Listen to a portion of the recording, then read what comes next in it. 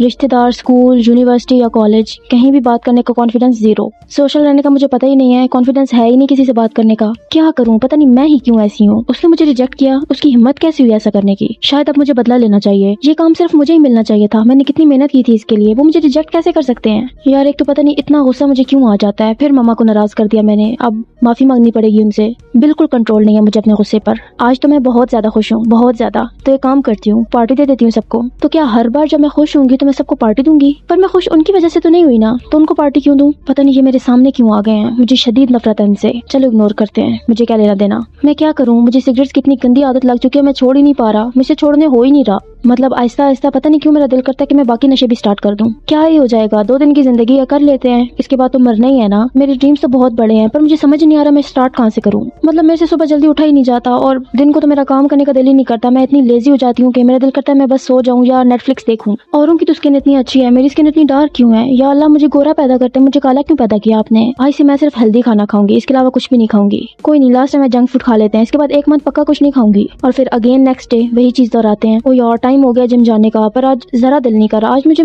थोड़ी तबीयत भी खराब लग रही है। तो एक काम करते हैं, आज जिम स्किप कर देते हैं, कल कर लेते हैं। जिम तो यही है ना, कल से ज्वाइन कर लेते हैं, कोई बात नहीं, 1 दिन की रेस्ट मिल जाएगी। अब देखो इतना काम करते हैं, रेस्ट भी तो जरूरी है ना। उफ, मेरे से नहीं होती ये पढ़ाई, पता नहीं किसने बनाई थी ये पढ़ाई। छोड़ो, इंपॉर्टेंट क्वेश्चन देख लूंगी बाद में। तो रात को मुझे नींद नहीं आती और सुबह मेरी नींद ही नहीं पूरी होती। अगर मेरी नींद पूरी हो जाती ना, सुबह मैं कसम से जल्दी उठ जाती। इन सब बातों में से कुछ ना कुछ तो आप भी सोचते होंगे, कुछ ना कुछ तो आपके ज़हन में भी चल रहा होगा कि चलो अभी नहीं तो बाद में सही इन सब चीजों को समझना चाहते हो। तो फिर चलो ऑनलाइन क्लासेस स्टार्ट करते हैं।